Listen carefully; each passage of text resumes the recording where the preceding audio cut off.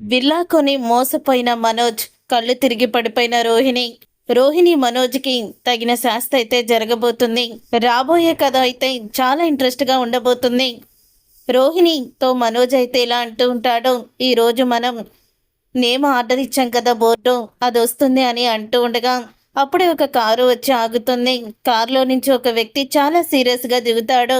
అప్పుడే ఇక అతను వస్తూ ఉండడం చూసి అడుగుతూ ఉంటాడు మనోజ్ అయితే, ఏంటి అంత మెల్లిగా నడుచుకొస్తున్నావు, ఉత్తి చేతులు ఊపుకుంటూ వస్తున్నావేంటి, మెంబర్ బోర్డు ఏది అని అడుగుతూ ఉంటే, నెంబర్ బోర్డు ఏంటి అని అడుగుతూ ఉంటాడు అతను. నువ్వు నెంబర్ బోర్డు తీసుకురాలేదా అని అడుగుతూ ఉంటే, నేను నెంబర్ బోర్డులు వేసే వాళ్ళ కనిపిస్తున్నానా, అసలు మీరందరూ ఇక్కడికి ఎందుకున్నారు, ఇక్కడికి ఎలా వచ్చారు అని అడుగుతూ ఉంటే, ఈ ఇల్లు నేను కొనుక్కున్నాను అని అనగానే, ఏంటి నా ఇల్లు మీరు కొనుక్కోవడం ఏంటి అని అడుగుతూ ఉంటాడు. అసలు ఇంతకీ మీరెవరు అని ప్రభావతి అడుగుతూ ఉంటే, నేనే ఇంటి అసలైన ఓనర్ని అని అంటూ ఉంటాడు అతను. ఇక ఆ మాట విని ఒక్కసారి నేను నమ్మను, మీరు అసలైన ఓనర్ ఏంటి, అసలైన ఓనర్సు మా దగ్గర అడ్వాన్స్ 30 లక్షలు తీసుకొని మాకు రాసి వెళ్ళిపోయారు. తర్వాత అడ్వాన్స్ ఇచ్చాక ఇల్లు రిజిస్ట్రేషన్ చేయించుకుంటానని, మొత్తం డబ్బులు ఇచ్చాక రిజిస్ట్రేషన్ చేయించుకుంటామని చెప్పాము అని మనోజు, ప్రభావతి, రోహిణి అంటూ ఉంటారు. అప్పుడే ఇక అతనైతే, అసలు అమ్మడానికి వాళ్ళెవరు, అలా మీరెలా కొన్నారు, డాక్యుమెంట్స్, ఒరిజినల్ డాక్యుమెంట్స్ మీకు ఇచ్చారా అని అడుగుతూ ఉంటాడు అతను. ఇవ్వలేదు, ఒరిజినల్ డాక్యుమెంట్స్ నా దగ్గర ఉన్నాయి, నా పేరు మీద ఉంది ఈ ఇల్లు, వాళ్ళు మిమ్మల్ని మోసం చేశారు అని అనగానే ఒక్కసారే షాక్ అయిపోతూ ఉంటారు అందరూ కూడా. అప్పుడే షాక్ అయిపోతూ ఉంటే, వాళ్ళు కాదు మోసం చేసేది, నువ్విప్పుడు మోసం చేయాలనుకుంటున్నావు, డబ్బుల కోసం ఇంటి ఓనర్ అని అబద్ధం చెప్తావా అని మనోజ్ అయితే అడుగుతూ ఉంటాడు. అప్పుడే ఇక ఆ మాట విని అతనైతే చాలా కోపంగా, అసలు నీ కళ్ళకి నేను ఎలా కనిపిస్తున్నాను, ఈ ఇంటి ఓనర్ని నేనే, కావాల్సి ఉంటే వాళ్ళకి ఫోన్ చేయి, వాళ్ళ ఫోన్లు స్విచ్ ఆఫ్ వస్తాయి, మీరు ఇచ్చిన అడ్వాన్స్ డబ్బులు తీసుకునే వాళ్ళు పారిపోయి ఉంటారు ఈ పాటికి అని అంటూ ఉంటాడు. అప్పుడే ఇక ఆ మాట విని మనోజ్ అయితే, ఇప్పుడే వాళ్ళకి ఫోన్ చేస్తాను అని వాళ్ళకి ఫోన్ చేస్తాడు. వాళ్ళ ఫోన్ నిజంగానే స్విచ్ ఆఫ్ వస్తూ ఉంటుంది. అప్పుడే రోహిణి అయితే, ఏమైంది మనోజ్ అని అడుగుతూ ఉంటే, ఫోన్ స్విచ్ ఆఫ్ వస్తుంది రోహిణి అని అంటూ ఉంటాడు మనోజ్ అయితే. ఇంతలో పోలీసులు అయితే వస్తారు. పోలీసులు రావడంతో అప్పుడే మనోజ్ అయితే, సార్ ఇతను చూడండి సార్, ఇంటి ఓనర్ ఇతనే అంటున్నాడు అని అనగానే, అవును ఇంటి ఓనర్ అతని అని అనగానే ఒక్కసారి మనోజ్ షాక్ అయిపోతూ ఉంటాడు. మిమ్మల్ని ఇంట్లో ఉండేవాళ్ళు మోసం చేశారు, వాళ్ళు ఇంట్లో అద్దెకుంటున్నారు తప్ప ఈ ఇంట్లో వాళ్ళు ఉండడం లేదు, అద్దెకి కూడా గత 10 రోజుల నుంచే వాళ్ళు ఇక్కడ ఉంటున్నారు, ఏదో పెళ్ళుందని ఇల్లు ఇవ్వమని అడిగితే నేను ఇచ్చాను, చివరికి వాళ్ళు ఇంత మోసం చేస్తారని అనుకోలేదు అని అంటూ ఇంటి గల ఓనర్ అయితే అంటాడు. మరి నా 30 లక్షలు అని అంటూ ఉంటే, ఆ వాటిల గురించి మీరు మర్చిపోండి, ఆ డబ్బులు మీకు తిరిగి రానట్టే అని అనగానే ఒక్కసారి రోహిణి కళ్ళు తిరిగి పడిపోతుంది. అప్పుడే మీనా అయితే గబగబా నీళ్లు తీసుకువచ్చి రోహిణి ముఖం మీద జల్లుతుంది.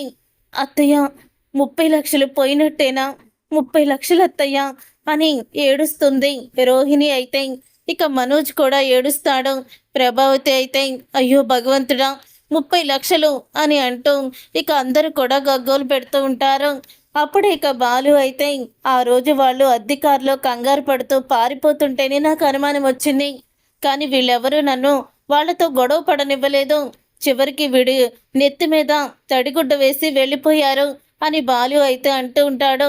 చూడండి, మీరు వెంటనే ఇల్లుని ఖాళీ చేయాలి, ఇల్లు ఖాళీ చేసి వెళ్ళిపోండి అని అంటూ ఉంటారు పోలీసులైతే. సార్ 30 లక్షలు సార్ అని అనగానే, 30 లక్షలంటే ఏం చేస్తామయ్యా, అయినా 5 కోట్లు విలువ చేసే ప్రాపర్టీని 3 కోట్లకే ఇస్తామంటే ఎలా నమ్మావయ్యా, కనీసం డాక్యుమెంట్స్ కూడా చూపించకుండా అన్ని లక్షలు వాళ్ళ చేతిలో ఎలా పెట్టావు, చూస్తే చదువుకున్న వాళ్ళ కనిపిస్తున్నావు, ఆ మాత్రం నీకు తెలియలేదా అని అడుగుతూ ఉంటాడు ఇంటి ఓనర్ అయితే. ఇంతమంది ఉన్నారు, వాడి మోసాన్ని మీరు కనిపెట్టలేకపోయారా అని అనగానే, అది కాదు సార్, వాళ్ళు నమ్మించి వాళ్ళను అలాగే నమ్మిస్తారయ్యా, కొనేటప్పుడు ఆ మాత్రం చూసుకునే పని లేదా, మనం ఏదైనా చిన్న స్థలం కొంటేనే చుట్టుపక్కల వాళ్ళు వచ్చి కొలతలు కొలుసుకుంటూ అన్ని వివరాలు అడుగుతూ ఉంటే మనం కూడా వివరాలు చెప్తాము. కనీసం చుట్టుపక్కల వాళ్ళని ఎంక్వైరీ చేయాలని కూడా మీకు అనిపించలేదా? చిన్న స్థలం కొంటేనే అందరినీ పిలిచి కొలతలయ్యి కొలుచుకుంటారు కదయ్యా, చుట్టుపక్కల వాళ్ళని పిలిచి. మీకు ఆ బుద్ధి కూడా లేకపోయిందా? చుట్టుపక్కల వాళ్ళతో ఈ ఇంటిని అంత తక్కువకి ఎందుకు అమ్మేస్తున్నారని ఎవరైనా తెలిసిన వాళ్ళతో ఎంక్వైరీ చేయించుకోవడం అవేమీ కూడా మీకు చేతనవ్వవు కాదా అని అడుగుతూ ఉంటాడు అతను. అప్పుడే ఇక మనోజ్ అయితే, అవును సార్, మీరు చెప్పింది నిజమే, కానీ ఇప్పుడు నా డబ్బు అని అంటూ ఉంటే, ఇంకా డబ్బు డబ్బు అంటావేంటయ్యా? నీ డబ్బు ఇక గోవిందా, అది రానట్టే. ఇక ఇల్లు ఖాళీ చేసి వెళ్ళండి. పాపం సొంత ఇల్లు తక్కువకు వచ్చేసింది కదా అని గుంపుమంతా వచ్చి ఇక్కడ చేరారు అని అంటూ ఉంటాడు అతను. అప్పుడే అందరూ కూడా పెట్టే బేడా సదురుకొని ఇక బయటికైతే వస్తారు. వచ్చిన తర్వాత ఇక మనోజు ఆర్డర్ పెట్టిన బోర్డు అయితే వస్తుంది.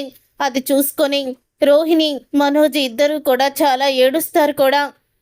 ఇక ప్రభావతి ఈ ఇంటికి వెళ్ళిపోయాక వీడు 3 కోట్లు పెట్టి విల్లా కొన్నాడని సంబరపడినంతసేపు లేదు, మోసపోయాడని అని అంటూ ఉంటుంది ప్రభావతి. అప్పుడు ఇక ఆ మాట విని సత్యమైతే, మనకి బుద్ధి లేదులే ప్రభా, వాడొచ్చి ఇంత విల్లా కొనేశాను తక్కువ రేటుకి అనేసరికి మనం కూడా గంగిరెద్దులాగా తల ఊపేసి వెళ్ళిపోయాము.